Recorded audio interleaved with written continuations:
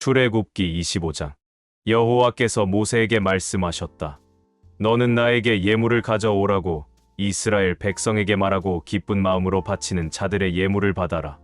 내가 그들에게서 받을 예물은 금과 은과 놋, 청색, 자색, 홍색 실과 가는 배실, 염소털, 붉게 물들인 수양의 가죽과 바닷소의 가죽, 아카시아 나무, 등잔에 쓸 감람기름, 예식용 기름을 만드는 데 쓰이는 향품과 분향할 향을 만드는 데 쓰이는 향품, 호마노, 대제사장의 예복인 에봇과 가슴패에 물릴 그 밖의 보석들이다.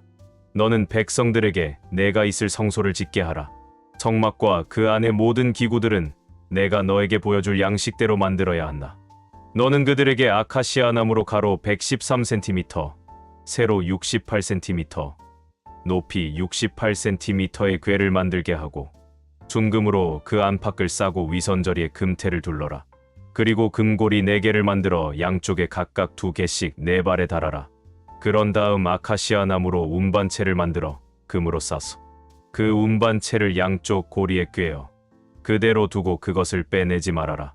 그리고 내가 너에게 줄 2 돌판을 그 궤 속에 넣어 두어라. 너는 순금으로 속죄소가 될 그 궤의 뚜껑을 만들어라. 길이는 113cm로 하고 너비는 68cm로 하라. 그리고 너는 금을 두들겨 2 그룹 천사의 모양을 만들어 궤 뚜껑 양쪽 끝에 각각 하나씩 세워라.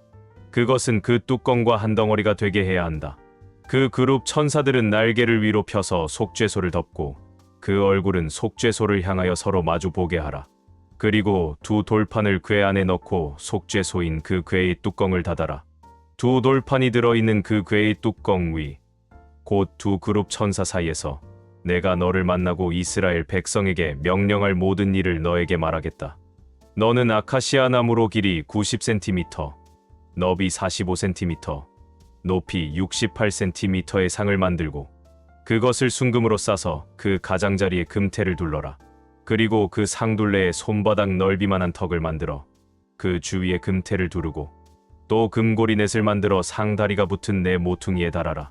그 금고리는 턱 곁에 달아 운반체를 꿰 수 있게 해야 한다. 그리고 아카시아 나무로 운반체를 만들어 금으로 싸서 그것으로 상을 운반하도록 하라. 너는 또 순금으로 대접과 국자와 주전자와 큰 잔을 만들어라. 그리고 그 상 위에 차려 놓을 빵을 만들어 항상 내 앞에 있게 하라. 너는 순금을 두들겨 등대를 만들어라. 그것은 밑받침과 줄기와 등잔과 꽃 모양의 장식을 모두 하나로 연이어 만들어야 한다. 그 등대 줄기에서 양쪽으로 가지가 3개씩 뻗어나오게 하고 각 가지마다 3개의 살구꽃 모양을 장식하라. 그리고 등대 줄기에 4개의 살구꽃 모양을 장식하라. 2개는 위까지와 아래까지 사이에 각각 하나씩 만들고 하나는 제일 위까지 바로 위에, 하나는 제일 아래까지 바로 밑에 만들어야 한다. 이런 꽃 모양의 장식과 가지와 줄기는 모두 순금을 두들겨 전체를 하나로 연이어 만들어라. 그런 다음 너는 7개의 등잔을 만들어 줄기와 6가지 끝에 얹어 빛이 앞쪽으로 비치게 하라. 그리고 순금으로 심지 자르는 가위와 불똥 그릇도 만들어야 한다. 너는 순금 34kg으로 등대와 이 모든 기구들을 내가 이 산에서 너에게 보여준 양식대로 만들어라. 요한복음 4장. 예수님이 제자를 삼고 침례를 주는 것이 요한보다 더 많다는 소문이 바리새파 사람들의 귀에 들어갔다. 그러나 예수님이 직접 침례를 주신 것이 아니라 제자들이 준 것이었다. 예수님은 이것을 아시고 유대를 떠나 다시 갈릴리로 향해 가셨는데 도중에 사마리아를 지나가셔야만 했다. 그래서 예수님은 수가라는 사마리아의 한 마을에 이르시게 되었다. 이 마을은 야곱이 그의 아들 요셉에게 준 땅에서 가깝고 또 야곱의 우물이 있는 곳이었다. 예수님은 여행에 피곤하여 우물가에 앉으셨다. 때는 낮 12시경이었다. 마침 사마리아 여자 하나가 물을 기르러 오자 예수님은 그녀에게 물을 좀 달라고 하셨다. 그때 제자들은 먹을 것을 사러 마을에 들어가고 없었다. 그 여자가 예수님께 당신은 유대인인데 어떻게 사마리아 여자인 나에게 물을 달라고 하십니까? 하였다. 이것은 유대인들과 사마리아인들이 서로 교제하지 않았기 때문이었다. 그래서 예수님이 그 여자에게 대답하셨다. 내가 만일 하나님의 선물과 또 물을 좀 달라고 하는 사람이 누군지 알았더라면 내가 그에게 생수를 달라고 했을 것이고 그는 너에게 생수를 주었을 것이다. 선생님, 물기를 그릇도 없고 이 우물은 깊은데 어디서 그런 생수를 구한단 말씀입니까? 이 우물을 우리에게 준 우리 조상 야곱과 그의 아들들과 가축이 다 이 물을 마셨습니다. 선생님은 야곱보다도 위대하십니까? 이 물을 마시는 사람마다 다시 목마를 것이지만 내가 주는 물을 마시는 사람은 절대로 목마르지 않을 것이다. 참으로 내가 주는 물은 그에게 끊임없이 솟구쳐 나오는 영원한 생명의 샘물이 될 것이다. 선생님, 그런 물을 나에게 주십시오. 그러면 내가 다시는 목마르지도 않고 물을 기르러 여기까지 올 필요도 없을 것입니다. 가서 내 남편을 불러오너라. 나는 남편이 없습니다. 남편이 없다는 내 말이 옳다. 너에게는 남편이 5명이나 있었으나 지금 너와 함께 살고 있는 사람도 사실 내 남편이 아니고 보면 너는 바른 말을 한 것이다. 선생님, 내가 보니 선생님은 예언자이십니다. 우리 조상들은 이 산에서 예배를 드렸는데 누대인들은 예루살렘에서 예배를 드려야 한다고 주장합니다. 여자여, 내 말을 믿어라. 이 산이든 예루살렘이든 아버지께 예배드리는 장소가 문제되지 않을 때가 오고 있다. 너희 사마리아 사람들은 알지 못하는 것을 예배하고 우리는 아는 것을 예배한다. 이것은 구원이 유대인에게서 나오기 때문이다. 아버지께 진정으로 예배하는 사람들이 영적인 진실한 예배를 드릴 때가 오는데 바로 이때이다. 아버지께서는 이렇게 예배하는 사람을 찾으신다. 하나님은 영이시다. 그래서 예배하는 사람은 영적인 진실한 예배를 드려야 하는 것이다. 그리스도라는 메시아가 오실 줄을 나는 알고 있습니다. 그분이 오시면 모든 것을 우리에게 설명해 주실 것입니다. 그러자 예수님은 너와 말하고 있는 내가 바로 그 메시아이다. 하고 말씀하셨다. 바로 그때 제자들이 돌아와 예수님이 여자와 이야기하시는 것을 보고 이상히 여겼으나 예수님이 무엇을 원하시는지 또 왜 그 여자와 말씀하시는지 아무도 묻지 않았다. 그 여자가 물통을 버려두고 마을로 달려가서 사람들에게 다들 와서 좀 보세요. 나의 과거를 죄다 말해준 사람이 있어요. 이분이 그리스도가 아닐까요? 하자 사람들이 마을에서 나와 예수님께 모여들었다. 한편 제자들이 선생님 좀 잡수십시오 하고 권하자 예수님은 그들에게 내게는 너희가 알지 못하는 양식이 있다 하고 말씀하셨다. 이 말씀을 듣고 제자들은 누가 잡수실 것을 갖다 드렸을까 하고 서로 의아스럽게 생각하였다. 그러자 예수님이 이렇게 말씀하셨다. 내 양식은 나를 보내신 분의 뜻을 실천하고 그분의 일을 완성하는 것이다. 너희는 아직 넉 달이 더 있어야 추수 때가 온다고 하지 않느냐? 그러나 내가 너희에게 말한다. 눈을 떠서 들판을 바라보아라. 곡식이 다 익어 추수할 때가 되었다. 이미 추수하는 사람이 삭을 받고 영원한 생명을 위한 열매를 거둬들이고 있다. 이것은 씨 뿌리는 사람과 거둬들이는 사람이 함께 기뻐하도록 하기 위해서이다. 그러므로 한 사람은 심고 다른 사람은 거둔다. 는 말이 사실이다. 너희가 수고하지 않은 것을 거두라고 내가 너희를 보냈다. 다른 사람들은 수고하였고 너희는 그들이 수고한 결실을 거두고 있다. 예수님이 자기 과거를 죄다 말씀하셨다고 증거한 그 여자의 말을 듣고 그 마을에 사는 많은 사마리아 사람들이 예수님을 믿었다. 사마리아 사람들이 예수님께 와서 그곳에 머물러 달라고 하므로 예수님은 거기서 이틀을 머무셨다. 예수님의 말씀을 듣고 더 많은 사람이 믿게 되었다. 그들은 그 여자에게 이제 우리가 믿는 것은 당신의 말 때문이 아니라 우리가 직접 이분의 말씀을 들었고 또 이분이야말로 정말 세상의 구주라는 것을 우리가 알게 되었기 때문이요 하였다. 이틀 후에 예수님은 그곳을 떠나 갈릴리로 가시면서 예언자가 자기 고향에서는 존경을 받지 못한다 하고 직접 말씀하셨다. 예수님이 갈릴리에 도착하시자 그곳 사람들은 그분을 반갑게 맞아들였다. 이것은 그들이 명절에 예루살렘에 갔다가 거기서 예수님이 하신 모든 일을 직접 보았기 때문이다. 예수님은 전에 물로 포도주를 만드신 갈릴리 가나로 다시 오셨다. 그곳에는 왕의 신하 한 사람이 있었는데 그의 아들이 가버나움에서 앓고 있었다.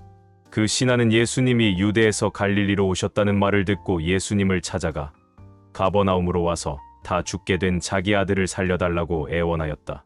그때 예수님이 그에게 너희가 기적과 신기한 일을 보지 않고는 쉽게 믿지 않을 것이다 하고 말씀하시자 그는 예수님께 주님, 제 아이가 죽기 전에 어서 내려와 주십시오 하고 간청하였다.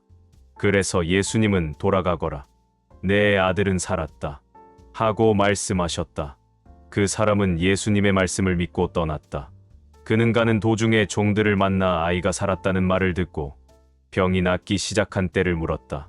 그러자 종들은 어제 오후 1시경이 열이 떨어졌다고 대답하였다. 그래서 아이 아버지는 예수님이 내 아들은 살았다 하고 말씀하신 바로 그때인 줄 알고 자기와 그의 집안이 다 예수님을 믿었다. 이것은 예수님이 유대에서 갈릴리로 오신 후 행하신 두 번째 기적이었다. 잠언 1장. 이것은 다윗의 아들인 이스라엘 왕 솔로몬의 금원이다. 이것을 쓴 목적은 지혜와 교훈을 얻게 하고 깊은 뜻을 지닌 말을 깨닫게 하며 모든 일을 지혜롭고 의롭게 공정하고 정직하게 행하게 하고 어리석은 자에게 슬기를 주며 젊은이들에게 지식과 분별력을 주기 위함이다. 이미 지혜 있는 자라도 들으면 더 많은 것을 배우게 되고 분별력이 있는 자도 좋은 교훈을 얻어 금언과 비유와 지혜 있는 사람들의 말과 이해하기 어려운 말의 참뜻을 깨닫게 될 것이다. 여호와를 두려워하는 것이 지식의 첫걸음이건만 미련한 자들은 지혜와 교훈을 멸시하고 있다. 내 아들아, 내 아버지의 교훈을 귀담아 듣고 내 어머니의 가르침을 저버리지 말아라. 그들의 교훈은 내 머리의 화관과 내 목의 금사슬과도 같은 것이다. 내 아들아, 악한 자들이 너를 유혹하여도 넘어가지 말아라.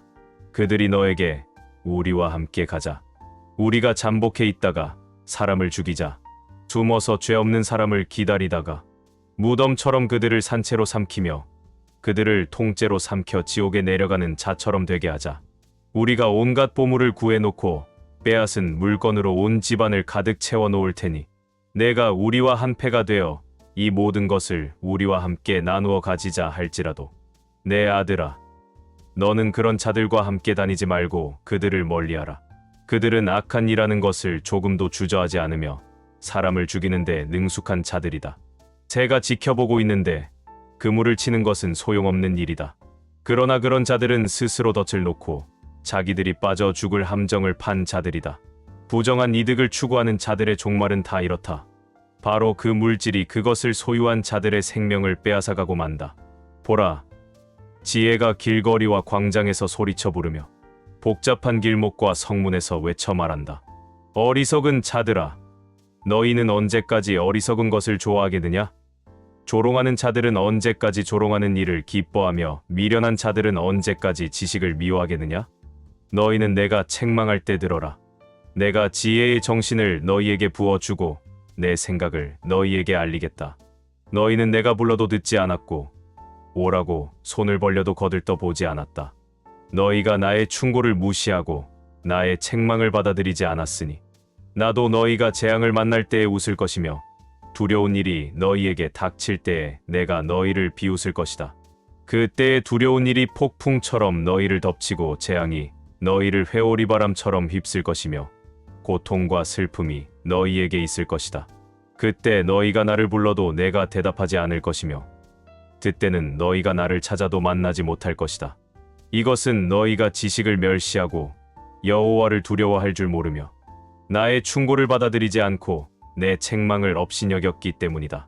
그러므로 너희는 너희 행실의 열매를 먹고 너희 책략의 대가를 받게 될 것이다. 어리석은 자들은 제 고집대로 하다가 죽을 것이며 미련한 자들은 자만하다가 망할 것이지만 내 말을 듣는 자들은 아무 두려움 없이 편안하고 안전하게 살 것이다. 고린도후서 13장. 나는 이제 세 번째 여러분에게 가려고 합니다. 모든 일은 두세 증인의 말을 들어서 확정될 것입니다. 내가 지금 여러분을 떠나 있으나 두 번째 방문했을 때와 마찬가지로 전에 죄 지은 사람들과 그 밖의 모든 사람들에게 미리 경고해 둡니다. 내가 이번에 다시 가게 되면 범죄한 사람들을 절대로 용서하지 않을 것입니다.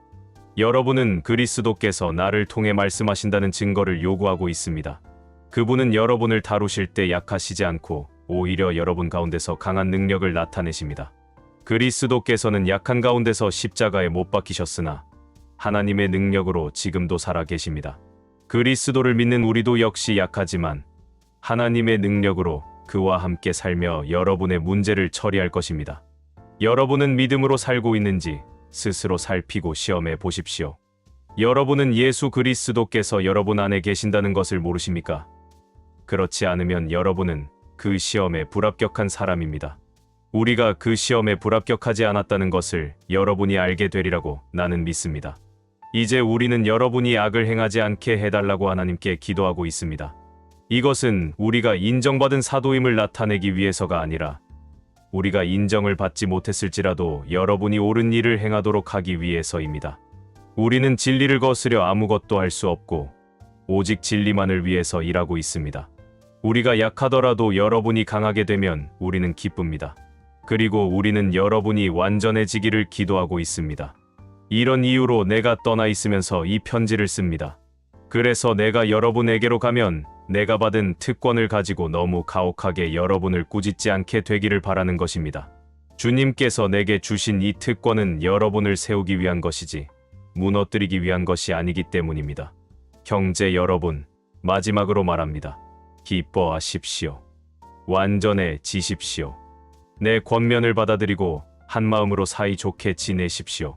그러면 사랑과 평화의 하나님이 여러분과 함께 계실 것입니다. 여러분은 성도의 사랑으로 서로 인사를 나누십시오. 모든 성도들이 여러분에게 문안합니다. 주 예수 그리스도의 은혜와 하나님의 사랑과 성령님의 사귐이 여러분과 함께 하기를 기도합니다.